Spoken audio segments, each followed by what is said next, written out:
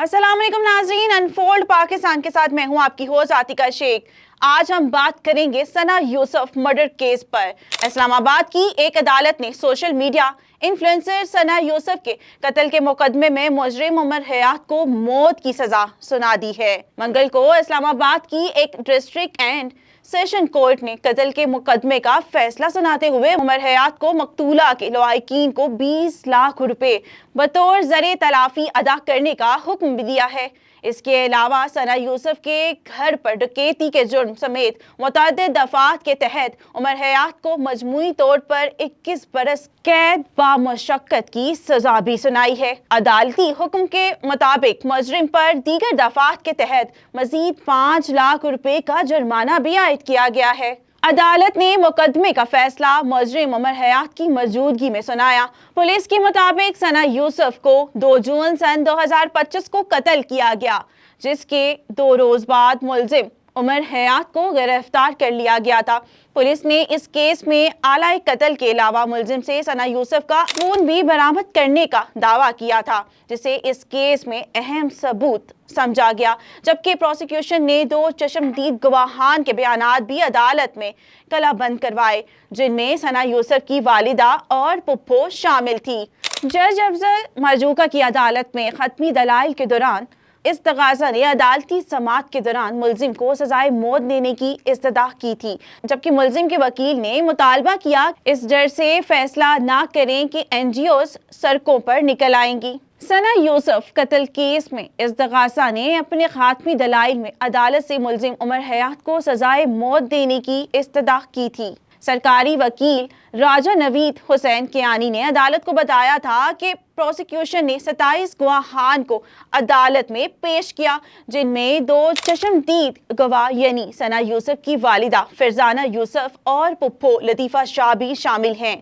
चश्मदीद गवाहान ने बताया कि उन्होंने अडयाला जेल में शनाख्त परेड से पहले मुलजिम की तस्वीर वगैरह नहीं देखी थी। उनका कहना था कि FIA में घर के नंबर की गलती की दुरुस्तगी की जा चुकी है। इन्होंने डॉक्टर्स के बयानात का हवाला देते हुए कहा कि मकतूला को गोलियां लगने से सीरियस इंजरी थी, यानी कत्ल के इरादे से ही फायर किए गए थे। इनका कहना था कि मुलजिम से बरामद किए गए सना यूसुफ के आईफोन से मुलजिम उमर हयात उर्फ काका का नंबर मिला।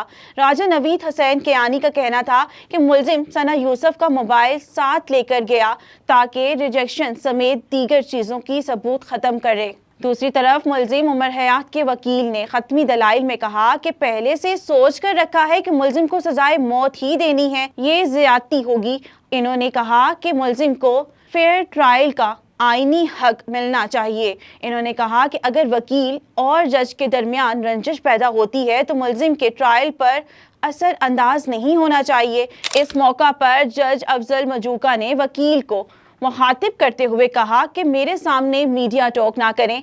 वकील मुलजिम का कहना था कि उनके मौकिल ने स्टेट काउंसिल और ट्राई कोर्ट पर अदम एतमाद का इजहार किया था और इस हवाले से 2 दरखास्तें हाई कोर्ट में ज़ेरे अल्तवा हैं। जज अफजल ने रिमार्क्स दिए और कहा 200 दरखास्तें हाई कोर्ट में ज़ेरे अल्तवा हों तो भी मुझे कोई खौफ नहीं, अदालत को गुमराह ना करें। मुलजिम के वकील ने मजीद कहा कि केस को ख़वातीन पर मबनी माशरती बहस की तरफ ना ले जाए, इस डर से फैसला ना करें कि NGOs सड़कों पर निकल आएंगी। ये सारा मामला सना यूसुफ के केस की तरफ जाता है। सना यूसुफ को इंसाफ मिला या उनके वकला की तरफ से, मुतअद्दिद जो वकला हैं उनकी तरफ से कहा जा रहा है कि उमर हयात उसको गलत सज़ा दी गई है, उसको सजाए मौत नहीं देनी चाहिए। उनका कहना है कि उसको शक की बिना पर उन्होंने पकड़ा, वो उनके घर नहीं गया, उन्होंने उसका फ़ोन नहीं लिया, बरामद नहीं किया, उस पर इल्ज़ामात लगाए गए हैं।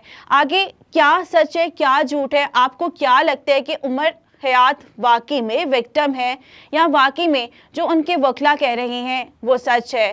सना यूसुफ को इंसाफ मिला है तो क्या इंसाफ में फेयर फैसला है या कहीं ना कहीं इंसाफ में गलती हुई है? आप अपनी कमेंट सेक्शन में राय ज़रूर दीजिएगा हमें। अब तक के दें इजाज़त, अल्लाह हाफ़िज़।